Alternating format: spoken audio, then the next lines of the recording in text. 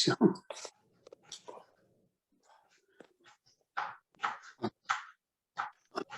Parce que j'ai... Oui.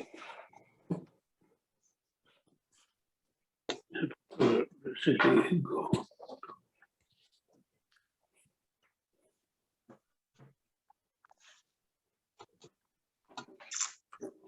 On parle beaucoup d'humilité.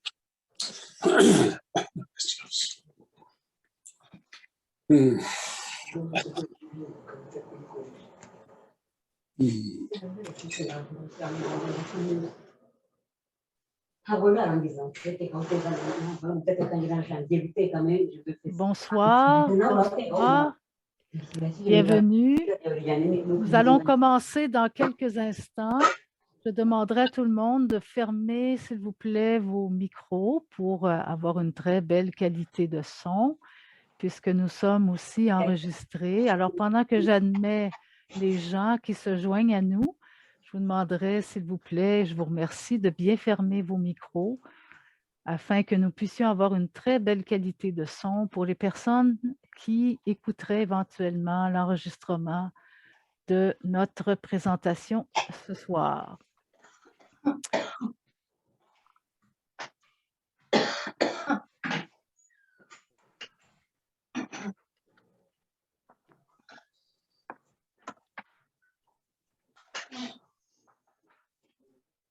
Nous attendons encore quelques instants pour que nous pouvons donner la chance à tout le monde de se joindre à nous. Ce ne sera pas très long, nous allons commencer. Et je vous remercie de fermer vos micros pour que nous puissions avoir une très belle qualité de son.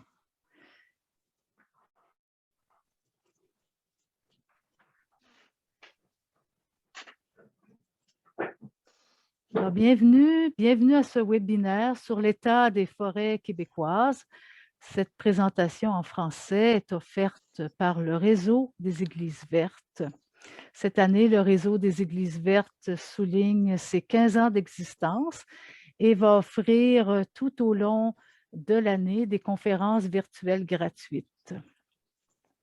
Alors, avant de débuter, je me présente, je suis Renaude Grégoire, je suis chargée de projet pour Église verte. Et pour débuter, nous reconnaissons que nous sommes situés en territoire autochtone, lequel n'a jamais été cédé. Nous reconnaissons et respectons la nation Kayen-Tekaka, Mohawk, comme gardienne des terres et des eaux. Merci de votre présence aujourd'hui. Et cette présentation est enregistrée et sera disponible sur le canal YouTube du Réseau des Églises vertes dans la semaine prochaine. Nous vous prions, pour ceux et celles qui seraient plus à l'aise, de fermer vos caméras et merci vos micros. Et vous pouvez utiliser le chat pour poser vos questions. Et nous avons la chance de débuter avec le mot du président d'Église verte. Ensuite, Bernard Hudon fera la présentation principale.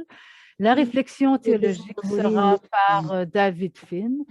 Et ensuite, nous pourrons aborder les questions qui auront été écrites dans le chat et des ressources vous seront présentées à la fin.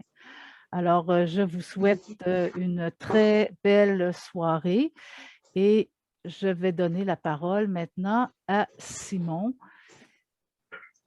Lepage-Fournier, le président d'Église verte.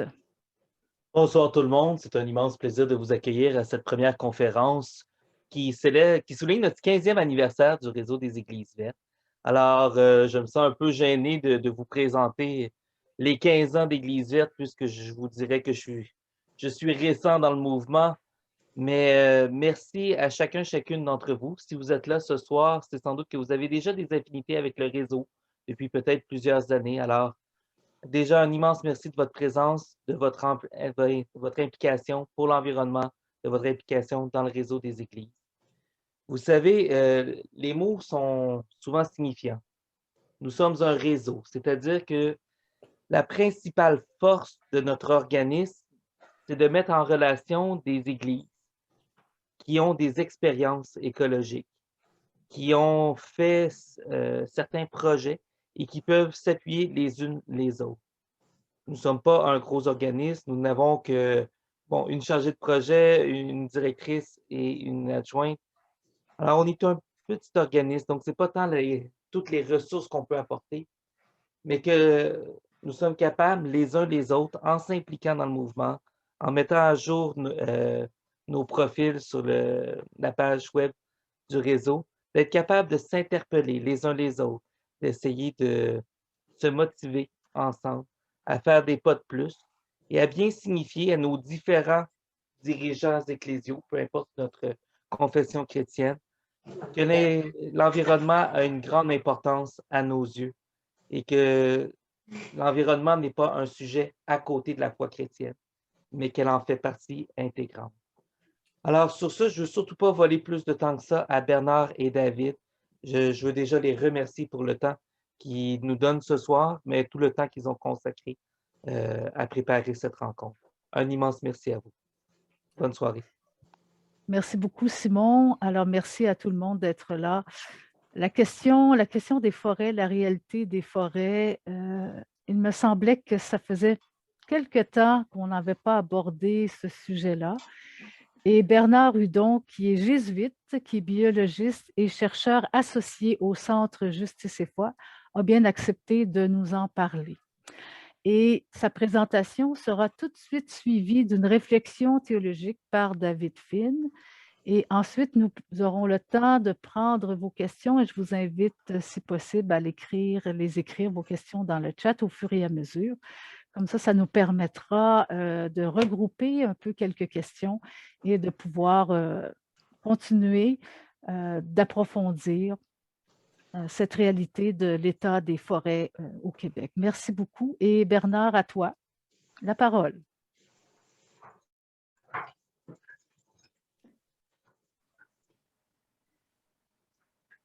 Et n'oublie pas d'ouvrir ton micro, s'il te plaît.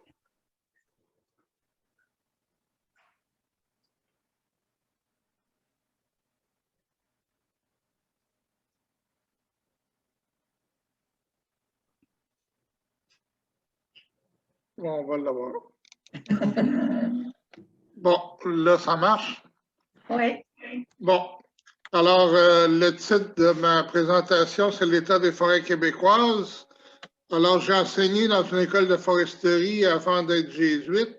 Et devenu jésuite, j'ai fait un mémoire une maîtrise en éthique à l'Université du Québec à Rimouski, dont le mémoire portait sur l'industrie forestière.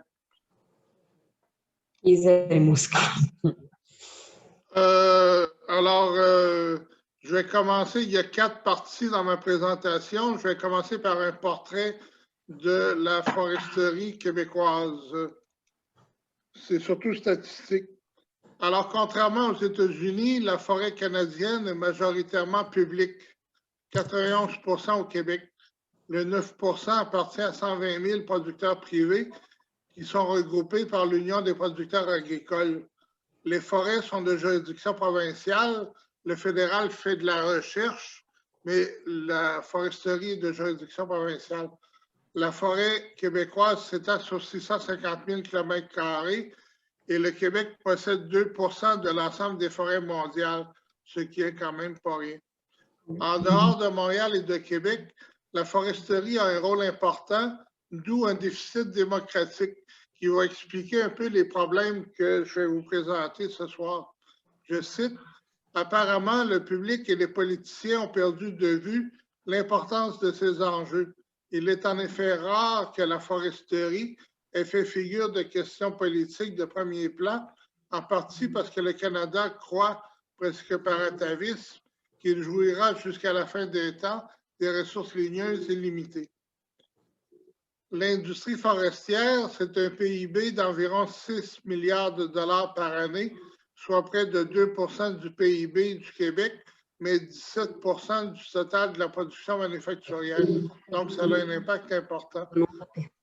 C'est près de 60 000 emplois directs, 10 000 emplois en aménagement forestier, en forêt, et près de 50 000 emplois en transformation du bois. Des retombées économiques dans plus de 900 municipalités, Pour 250 municipalités, la forêt principale est le principal moteur économique et pour 135 autres, elles en dépendent exclusivement. La possibilité forestière québécoise représente près de 7 du total nord-américain pour les résineux et environ 6 pour les feuillus. Une brève histoire de la foresterie québécoise. La foresterie est très liée à l'histoire du Québec, même au niveau culturel. Alors, ça a commencé par la traite des fourrures de castor en Nouvelle-France. Ensuite, il y a eu la période des radeaux de bois équarris de pin au 19e siècle qui descendaient l'Outaouais et le Saint-Laurent jusqu'à Québec pour être embarqués dans les bateaux pour l'Angleterre pour servir de mât de bateau, donc pour la construction navale. Quand l'exploitation du pain achevait, parce que la ressource achevait, est apparue l'industrie des pâtes et papiers qui, elle, avait besoin d'une nouvelle ressource, les épinettes et les sapins. Donc, il n'y a pas eu de crise dans l'industrie parce qu'on a juste changé de ressources. Alors, ça a été la période des chantiers hivernaux et des draveurs. Dans les années 60, le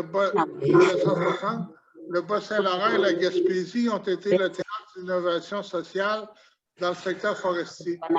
Du verso du coopératisme forestier, du syndicalisme agroforestier, suite aux opérations de dignité qui furent une réaction au projet de fermeture de villages prônés par le Bureau d'aménagement de l'Est du Québec. Donc, le gouvernement voulait fermer des villages à l'Est du Québec qui étaient considérés comme non viables. Et la faculté de foresterie de l'Université Laval a aidé ces villages-là à essayer de s'organiser en gérant la forêt qui était au bout des terrains, des terres agricoles. Et ça l'a amené toute une réforme, une nouvelle foresterie plutôt sociale. En 1924, il y a eu une commission d'enquête fédérale sur les pâtes et papiers. 1924, ça a l'air loin, mais en foresterie, on travaille sur du long terme. Alors, on y parlait déjà de la nécessité d'une industrie forestière soutenable de façon permanente. Mais la crise des années 30, puis la Deuxième Guerre mondiale, annihila ces actions, malgré un portrait lucide et courageux. J'ai trouvé ça intéressant de lire une bonne partie de cette commission d'enquête du rapport. Il y a eu une loi importante au Québec en 1986. Ça a été la fin des concessions forestières pour les remplacer par ce qu'on appelait les CAF, les contrats d'aménagement et d'approvisionnement forestier. La régénération est devenue obligatoire en replantant ou en conservant des arbres à semis, des arbres à graines, des bons arbres pour un développement durable souhaité. Par contre, c'est le gouvernement qui paye pour les superficies dévastées par le passé. Actuellement, ça représente au moins 3 milliards de dollars sans connaître le résultat. La possibilité forestière est contestée. Il y a eu 2 rapports du vérificateur général du Québec qui ont posé des questions sur la possibilité forestière.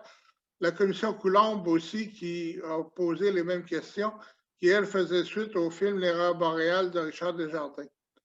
En 2005, il y a eu une réforme du régime forestier. On a créé le poste de forestier en chef pour calculer la possibilité forestière en sortant le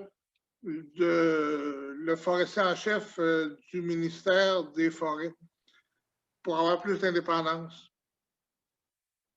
La possibilité forestière, ça sert à couper l'intérêt, en guillemets, que donne la forêt, tout en maintenant notre capital forestier. Donc, de couper ce que la forêt nous donne sans compromettre les générations futures.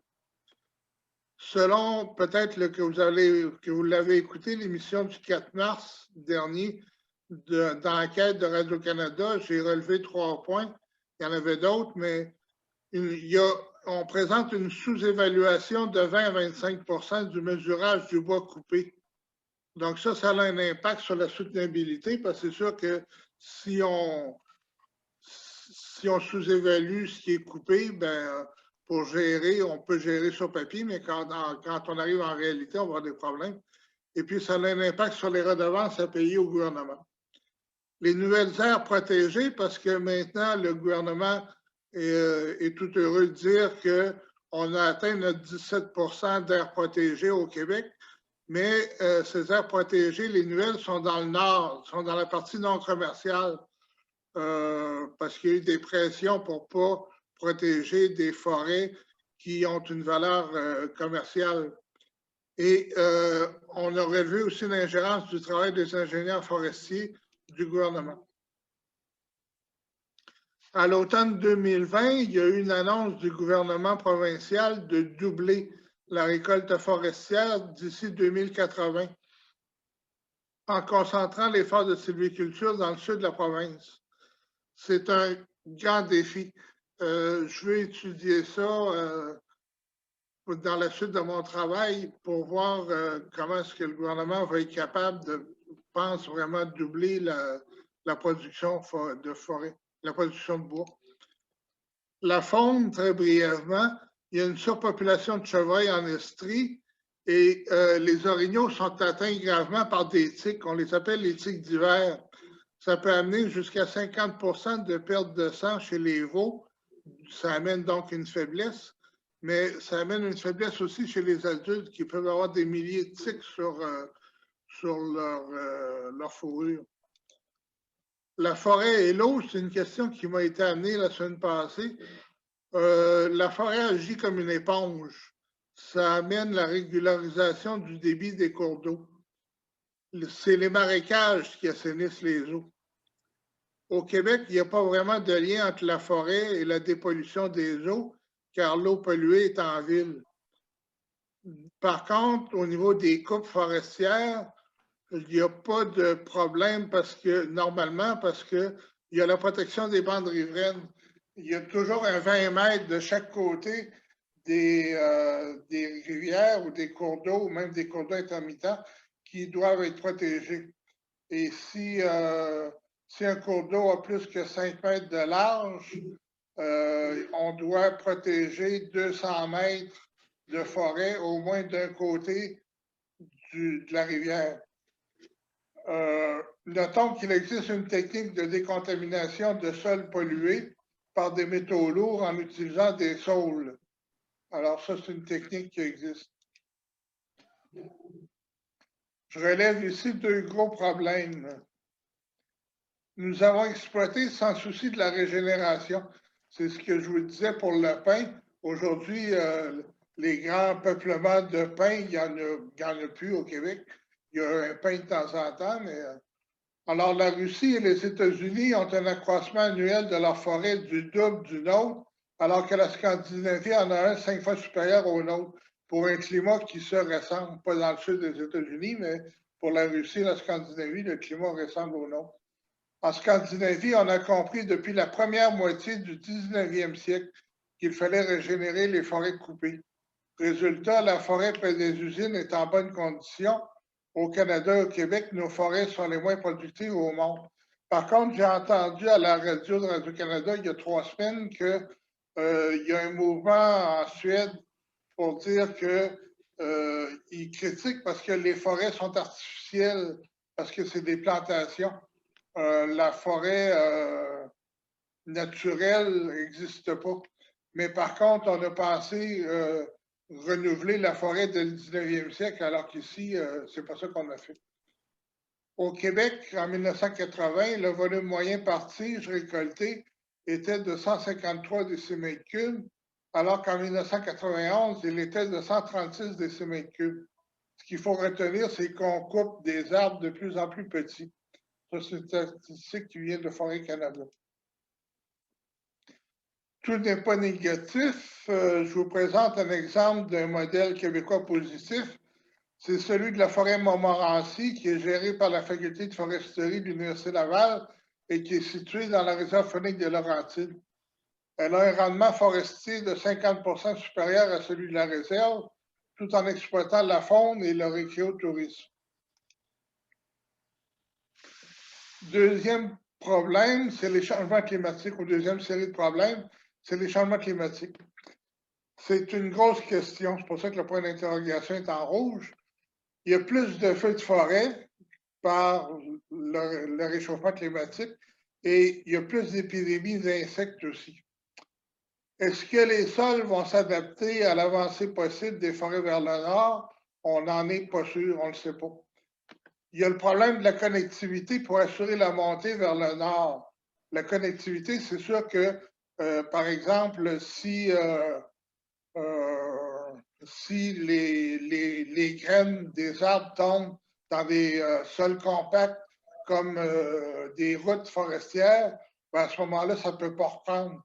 Ça prend une connectivité des terrains viables pour assurer la montée vers le nord. Par contre, ce qui est positif, c'est que la croissance est plus rapide. Mais il y a un autre aspect négatif, c'est qu'il y a un risque de mortalité des arbres si les canicules sont plus importantes ou plus nombreuses. Quatrième partie, l'industrie papetière, qui est une partie importante de l'utilisation de la ressource. Il y a une sous-capitalisation. 40% du papier journal est fabriqué par des machines installées avant 1940. Pour les papiers de spécialité, on peut penser au papier à revue, c'est 80%. La modernisation est essentielle. Les coûts de production des usines québécoises sont plus élevés que ceux de leurs concurrentes du sud des États-Unis, de 21% pour le papier journal. On s'en tire par la faiblesse du dollar canadien, qui est toujours autour de, là, il est autour de 80 cents, c'est toujours autour de ça.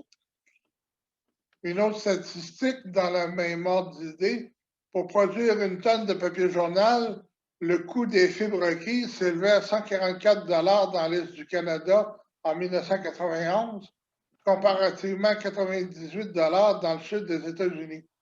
Les causes, les frais de transport plus élevés et les dimensions inférieures des tiges, comme je l'ai dit un peu plus tôt. Les frais de transport plus élevés parce qu'il faut aller de plus en plus loin parce qu'on n'a pas conservé les forêts qui étaient près des villes. Et notre prix du bois qui est élevé, il n'est pas assez élevé parce qu'il n'inclut pas les coûts de la sylviculture, de la replantation des arbres. Parce que comme ce coût-là est arrivé seulement en 1986 avec la loi de 86, on n'a pas été capable de l'inclure dans le prix du bois parce que le prix du bois aurait été trop élevé. Alors, on a un problème systémique parce que le prix du bois n'inclut pas les coûts de la sylviculture. Alors, c'est ce qui fait ma présentation. Je vais passer la parole à... Je vais essayer de fermer ici. Bon. Merci Bernard. Donc la parole est à David Finn, qui est pasteur de l'Église unie Saint-Jean à Montréal et qui va nous présenter une réflexion théologique. Merci à David. Alors, c'est un peu difficile de parler après Bernard et cet exposé si riche en toutes sortes d'informations. Mais merci d'être là. Merci d'être là ce lendemain. Vous savez que le 21 mars, c'est la Journée internationale de la forêt. Alors, c'est une bonne occasion pour se rassembler pour parler des arbres et des forêts. Quand je serai à la retraite, dans pas trop long, là, je vais écrire un livre qui va s'appeler « Ce que la... » Je te le dis d'avance, là. Comme ça, vous pourrez trouver dans toutes les bonnes librairies « Ce que nous disent les arbres de la Bible ». Parce que c'est fascinant dans la Bible, les arbres sont partout. Ils sont là au début, les arbres sont là au début, ils sont là à la fin. Ils sont tout au long des récits bibliques. On trouve des arbres. Il y a environ une quarantaine d'espèces d'arbres. L'olivier, figuier, le cèdre, le pin, le thym. Mais il y en a beaucoup là, qui ont des mots poétiques. Là.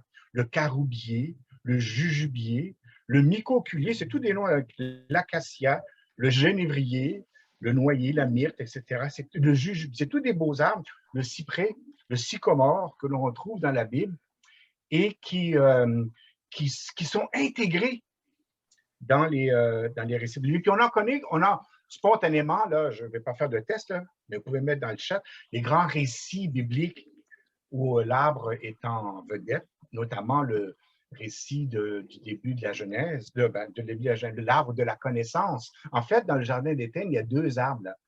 Il y a un arbre de la connaissance, puis un arbre de la sagesse, de la vie et de la mort. Il y a la rencontre d'Abraham, quand il rencontre Dieu, les trois messagers de Dieu, sous les chênes de Mamré. Les chênes de Mamré, c'est des gros arbres là, qui faisaient de l'ombre pour toute la tribu d'Abraham. Le buisson ardent, Moïse qui rencontre Jésus dans cet arbre qui brûle, mais sans se consumer. Le palmier de Déborah, la prophétesse, qui rendait la justice sous un palmier à Rabat. L'histoire d'Absalom, le fils de David, qui fuit son père, puis ses cheveux longs se prennent dans les branches d'un térébinthe. Ou alors, dans le Nouveau Testament aussi, il y a des histoires, dans la parabole du figuier, Jésus le figuier desséché, qui veut prendre des figues, qui ne trouve pas des figues, ou alors Zachée, le cher Zachée, qui était un peu petit, et qui grimpe dans un arbre, un sycomore, pour mieux voir Jésus. Donc, beaucoup de beaux récits qu'on connaît, où les arbres jouent un rôle très important. Mais il y a beaucoup, puis ça vaut la peine de les chercher, de les trouver, beaucoup de passages dans la Bible moins connus. Par exemple, dans le Juge, au 9e chapitre du livre des Juges, au chapitre 9, il y a les arbres se rencontrent. Ils font pas un zoom, parce qu'à cette époque-là, cette époque très développée, là, mais ils font une rencontre des arbres. Puis là, il dit, il faut qu'on choisisse un roi. Alors, on dit à l'olivier, toi, tu vas devenir notre roi. L'olivier, il dit, non. Moi, si je deviens roi, mon nuit, je vais la garder pour moi. Alors, on demande au figuier, puis la même chose. Puis finalement, c'est un buisson d'épines, parce que tous les autres refusent, là. Puis c'est le buisson d'épines qui est choisi comme roi. Puis le buisson d'épines, attention, là, si le buisson d'épines prend feu, vous aussi, vous allez prendre feu. En tout cas, il y a aussi dans le livre des rois, deuxième roi, au chapitre 14, il y a le chardon d'Israël qui demande au cèdre le chardon d'Israël, qui est un petit buisson de rien du tout, qui demande au grand chêne de Liban, peux-tu donner ta fille en mariage à mon fils? Alors, il y a symboliquement ici l'union des deux royaumes. Dans le Ézéchiel, la vision du grand cèdre majestueux dont les racines plongent profondément dans la terre. Et là, Dieu va abattre ce grand cèdre. Donc, toutes sortes d'histoires. Dans le livre de Daniel aussi, la vision du grand roi Nabuchodonosor qui rêve d'un arbre. Et pourquoi ces histoires-là dans la Bible? C'est parce que instinctivement, sans avoir beaucoup de notions de botanique. Oui, les peuples anciens savaient, étaient proches de la nature, ils étaient capables de comprendre l'importance des animaux, des plantes, des éléments naturels. En fait, l'arbre servait à tout. C'était, je ne veux pas dire l'homme à tout faire, mais c'était ça servait à tout. Bien sûr, ça servait à la nourriture, là. Tous les arbres fruitiers, l'abricotier, les orangers, les citronniers, les figuiers. Mais aussi, ça servait pour les meubles, construire les outils oratoires aussi pour l'agriculture, les habitations, pour se chauffer. On coupait quand Jésus dit toute branche qui ne porte pas de fruits, on le jettera au feu. Pour les gens, ça rentrait tout de suite. Ils savaient que les branches mortes, on ne les jetait pas, on les gardait pour se chauffer. Et les arbres aussi. Les arbres servaient à la construction, et ça prenait des bons arbres pour faire de bons arbres, pour faire de bonnes armes. Et là, dans le Deutéronome, il y a un passage intéressant où dans Deutéronome 12, je vais juste un verset, du Deutéronome 12, 2, c'est écrit, c'est dans le Deutéronome, donc la loi de Moïse, hein. Quand vous allez conquérir un peuple, là, vous supprimerez entièrement tous les lieux et les nations que vous déposerez sur les montagnes, sur les collines, et vous détruirez, c'est écrit, tous les arbres verdoyants, etc. Donc, quand on allait conquérir une ville, c'était important de raser la ville et de couper tous les arbres. On savait que les arbres étaient essentiels à la vie et la loi de Moïse demandait au peuple de conquérir, de vraiment éliminer Et ça, on le voit aujourd'hui, là. Détruire la vie par l'abattage des arbres. C'est ce qu'on voit en Amazonie, avec la forêt tropicale qui est démolie pour pour l'élevage des bovins de nos hamburgers. Mais ça détruit la vie. Ça détruit la vie des peuples locaux, des peuples autochtones, mais ça détruit aussi la vie de la planète. Et juste après, toujours dans le Deutéronome, c'est particulier parce qu'il y a un autre passage dans le chapitre 20 au verset 19 qui dit quand tu soumets. Ah là, c'est le contraire. Là. Quand on fait le siège d'une ville et qu'on veut la combattre, si tu soumets une ville en faisant son siège pour le siège pour t'en emparer, tu ne brandiras pas la hache pour détruire les arbres. C'est intéressant. Là, on va garder les arbres pour nous.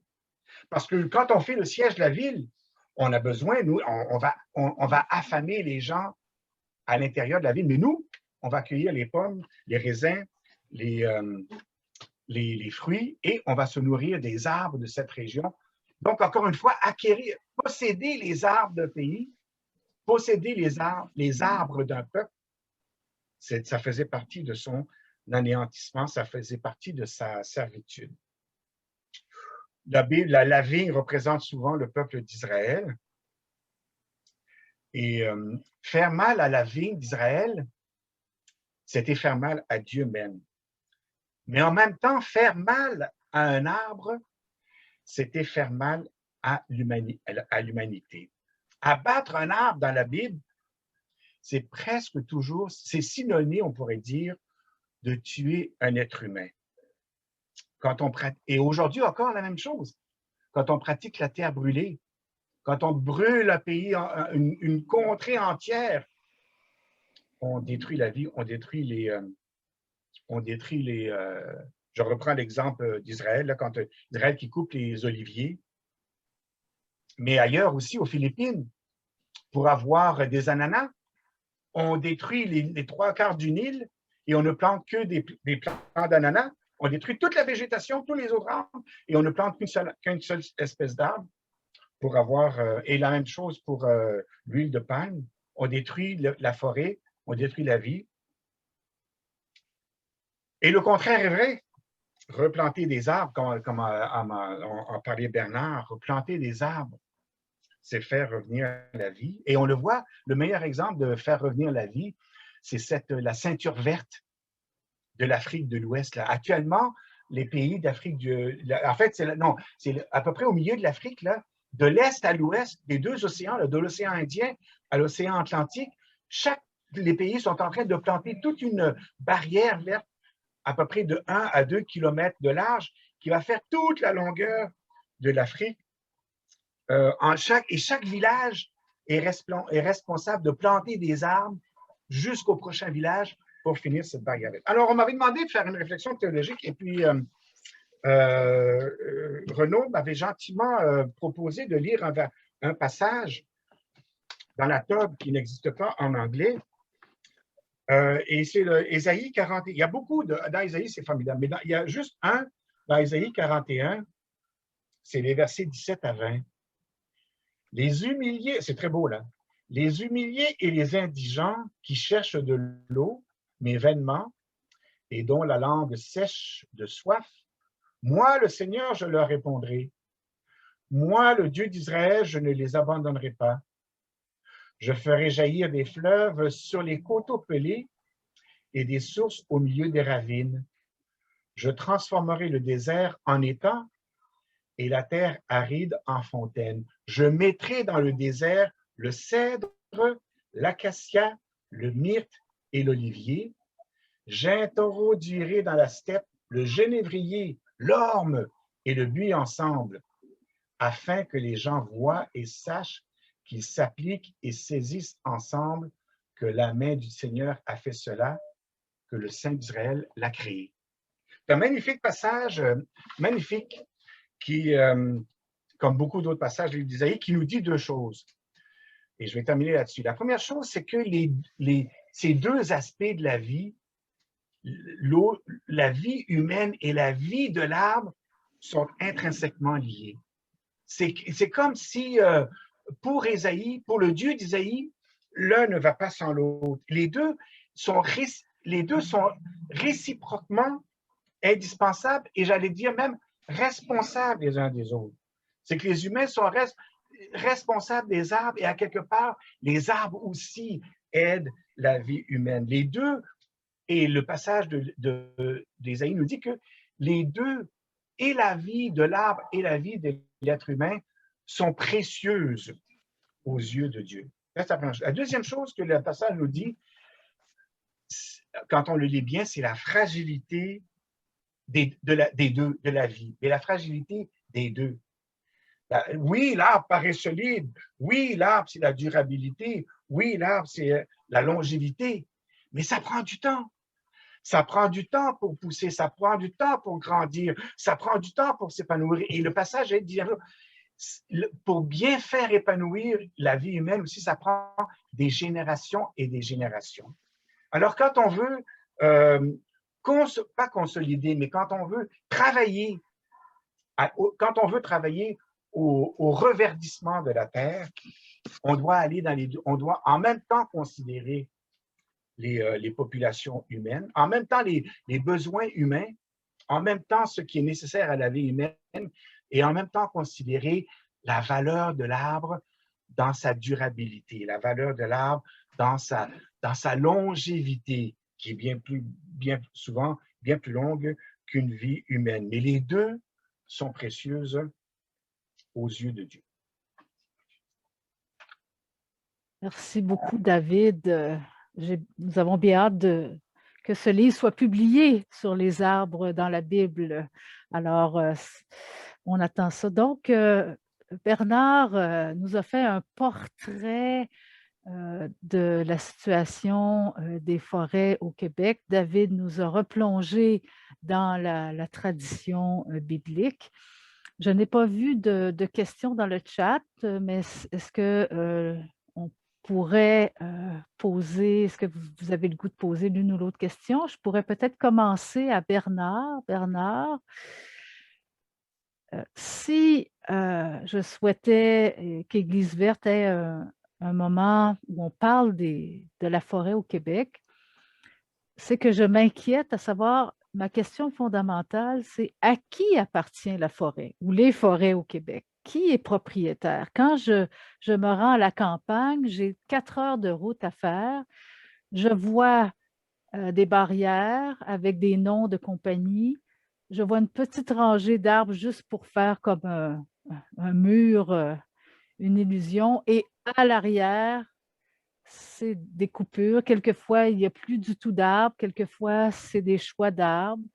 Alors, Bernard, si tu pouvais nous éclairer, à qui appartient la forêt au Québec ou les forêts au Québec?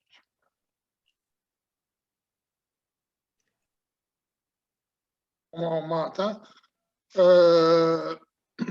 La forêt appartient à tout le monde. Si ça appartient à tout le monde, on peut parfois dire que ça appartient un peu à personne, mais la forêt appartient à l'ensemble de la population, ce qui est un cas particulier parce qu'aux États-Unis, c'est pas comme ça. C'est sûr qu'il y a eu une surexploitation, mais en même temps, maintenant, là, il y a le problème de sous-estimation de la coupe, mais moi, je suis assez optimiste pour dire que la foresterie est assez bonne au Québec. On essaie depuis 1986 justement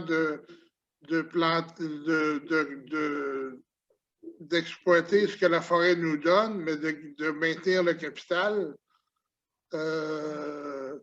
C'est sûr que je suis conscient, par exemple, sur la route de l'Abitibi, c'est vraiment la route principale, là, la 100, je ne sais pas quoi. C'est sûr que quand on regarde ça vu des airs, c'est une bande de forêt qui longe la forêt, puis en arrière, il n'y a plus rien. Par contre, ça a été replanté, puis ça va revenir. On fonctionne sur des cycles d'à peu près 60 à 70 ans en forêt. Alors, en principe, ça devrait revenir, mais comme je l'ai dit, on investit 3 milliards en sylviculture, mais on ne connaît pas les résultats, savoir si ça va vraiment, si les arbres plantés vont vraiment refaire une forêt sur le centre du monde ou si ça fonctionne, ça va moins fonctionner. Alors, mais moi, je suis assez optimiste quand même. Il ne faut pas rentrer dans le discours que l'industrie forestière est. On ne fait pas comme en Amazonie où on coupe de façon épouvantable. Là. Même si je l'ai dit qu'on n'a pas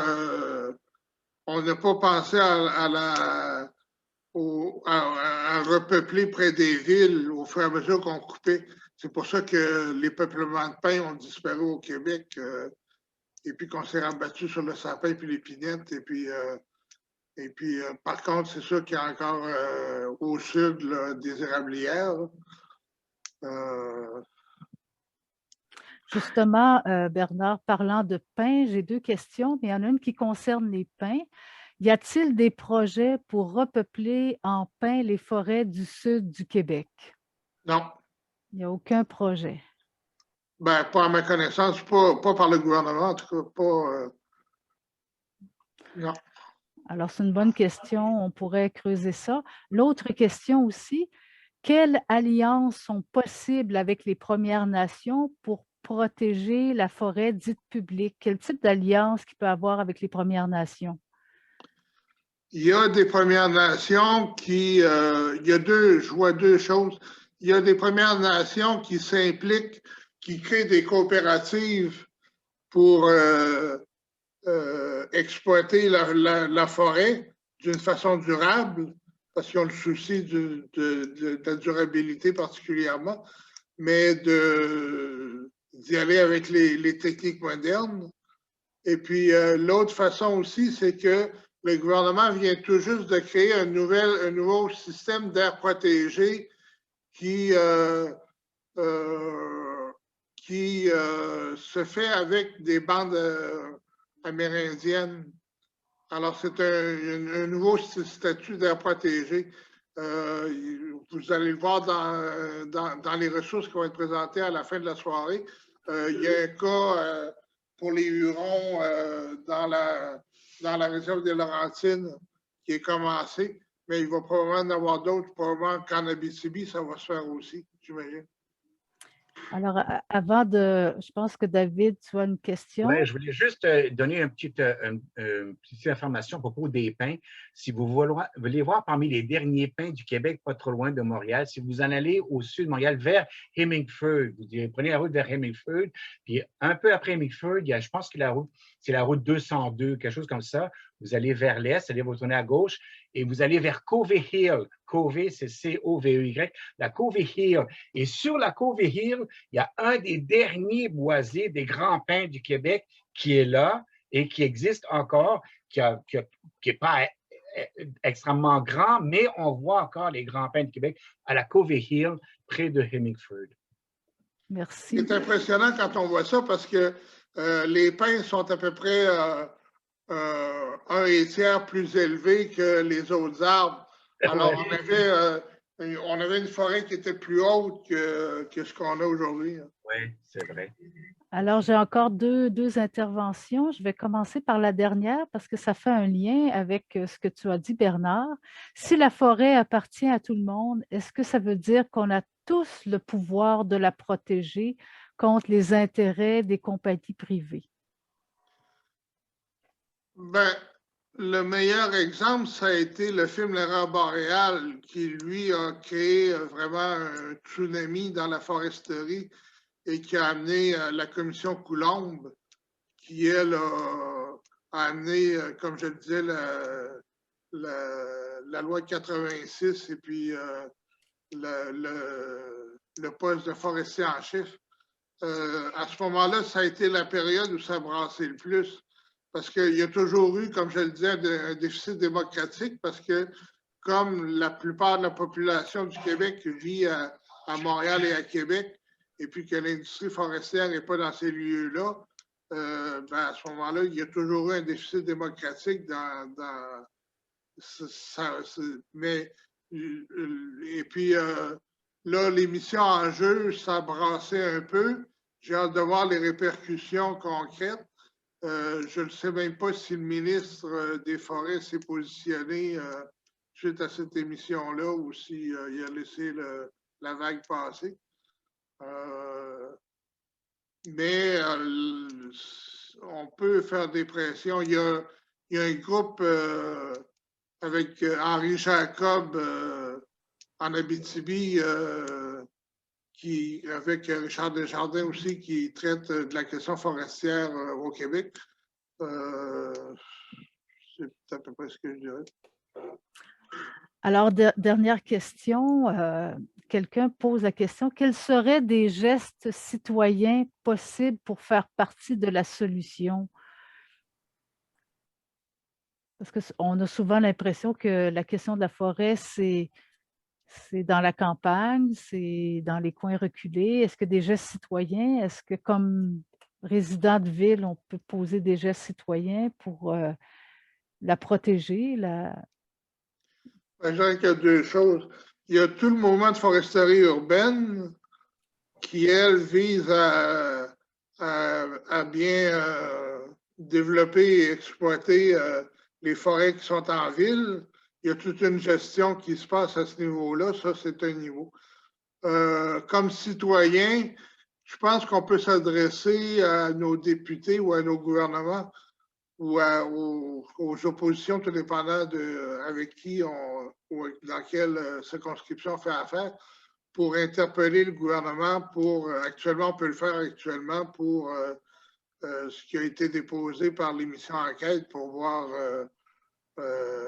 qu'est-ce que le ministre en pense, parce que le ministre, dans l'émission Enquête, on disait que dans son agenda, il n'avait rencontré que des responsables de l'industrie et qu'il n'avait rencontré aucun groupe écologiste jusqu'à date. Donc, ça pose question, c'est le moins qu'on peut se dire. Là. Alors, je ne vois plus de questions dans le chat. Je vais aller dans la partie des ressources. Je vais partager mon écran.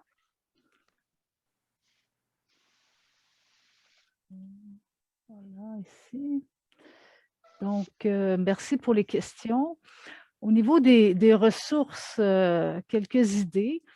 D'abord, vous savez que le Canada s'est engagé à réaliser l'agenda 2030. Donc, c'est un agenda qui contient 17 objectifs et il y en a certains qui concernent directement la forêt. Vous voyez ici l'objectif 15 qui est de protéger la vie terrestre, mais avec cet objectif-là, il y a d'autres objectifs qui sont liés. On a parlé de l'eau tout à l'heure avec Bernard, l'expérience aussi que fait Francis Daou avec des saules qui purifient des dépotoirs. Vous chercherez ça sur Google, Francis Daou.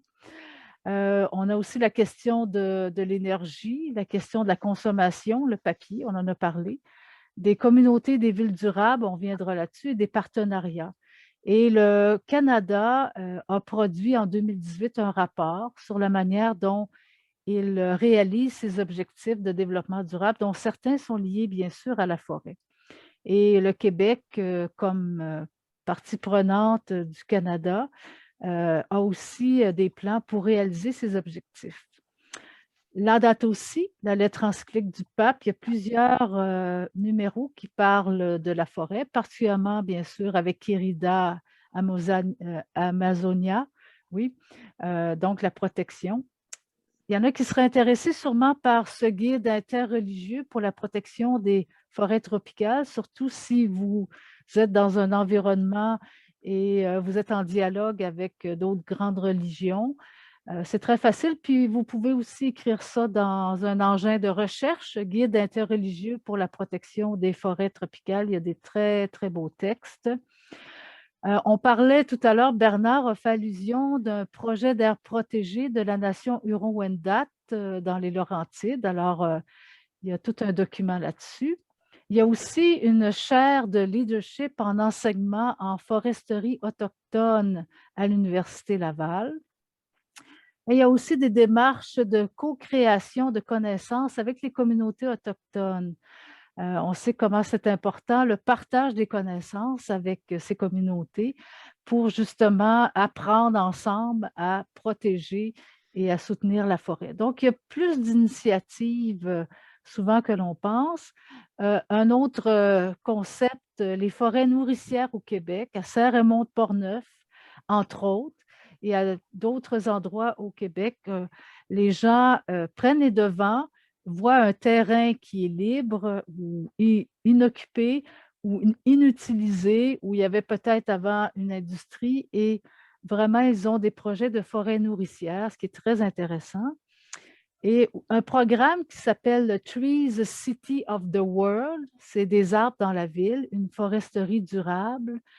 15 villes canadiennes ont été reconnues en 2019 comme étant des Tree City of the World. C'est fait par les Nations unies qui reconnaissent, et il y a des villes de l'Ouest qui ont été reconnues comme, il y a certains critères pour être reconnues comme une ville qui soutient la plantation d'arbres, et il n'y en a aucune au Québec. Donc, peut-être qu'il y a un petit défi là aussi qu'on pourrait se lancer.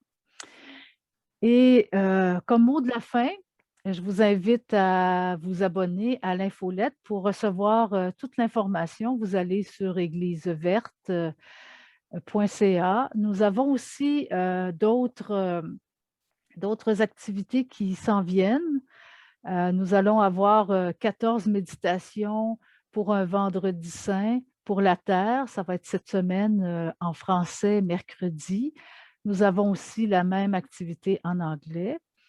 Et si votre communauté de foi n'est pas encore inscrite à Église verte, ou vous connaissez une communauté de foi qui n'est pas encore inscrite à Église verte, eh bien, les frais d'inscription sont gratuits pour 2021.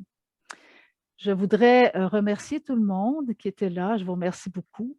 Je voudrais remercier Bernard Hudon. Merci Bernard de nous avoir fait brosser un tableau qui rappelle que la forêt, ce n'est pas qu'une question d'industrie, ce n'est pas une question que de gens qui vivent à la campagne, mais c'est aussi une question qui nous concerne. Et l'importance aussi de pouvoir continuer à appuyer des initiatives, appuyer vraiment des projets qui vont nous permettre de faire avancer et de protéger notre forêt et de régénérer. Et c'était le thème de la journée hier, la Journée internationale des forêts, c'était protéger les forêts et la régénérer.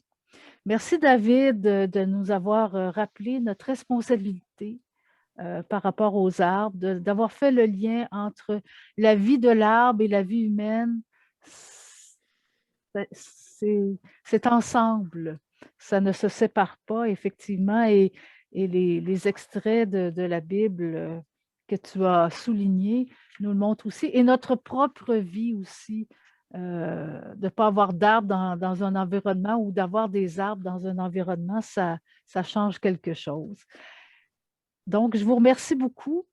Je vous souhaite une belle fin de soirée et à la prochaine. Nous aurons d'autres webinaires, d'autres activités tout au long de ce 15e anniversaire d'Église verte. Bonne soirée à tout le monde.